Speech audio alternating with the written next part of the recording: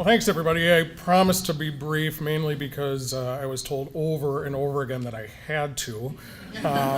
Mark, every email I got from the chamber on this event, it was like, okay, you only have 5 minutes, so just remember 5 minutes and that's it. And for a politician, that's kind of hard. But they asked me to talk a little bit about how the chamber, how important it is for you to be involved in legislative activities. And I used to be a lot like probably most of you in the room. I really thought, before I got involved in politics, I thought nobody really listened. Nobody cared what I thought. If I made a phone call or if I sent an email, it might be seen by staff, and it wouldn't really make a big difference anyway.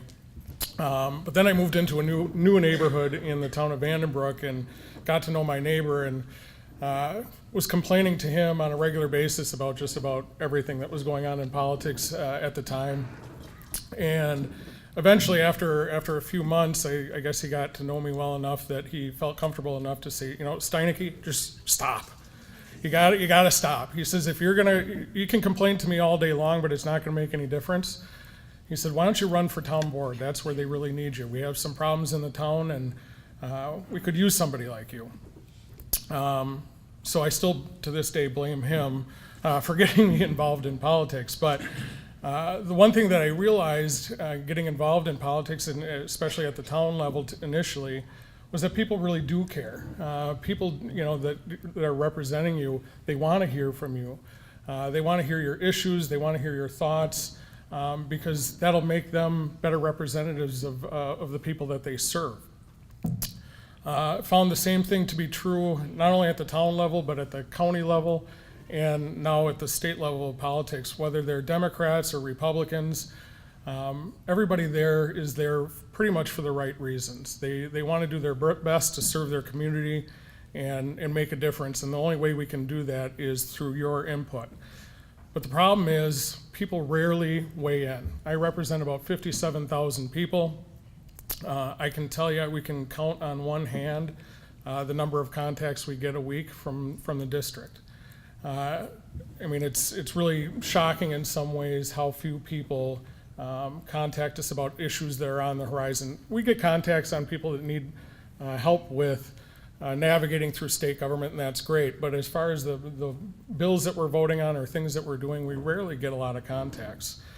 But that also presents an opportunity for all of you in this room, because the less people that contact us, that just means that individuals that do have a much greater voice. I remember sitting through some of Senator Feingold's listening sessions, and it stunned me when he said that he represented about 5 million people.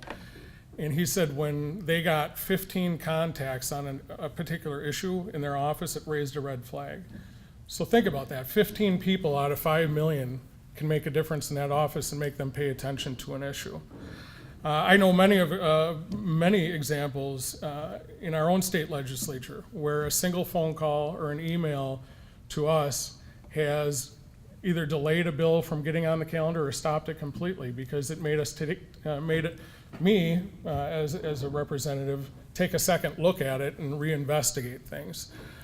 So it's incredibly important. So what are the best ways to contact us? Mass emails, those form emails that get sent around, those are fine, but probably not the most effective. It gives a good indication to representatives like me of industries and how the industry feels as a whole, but it's not entirely personal.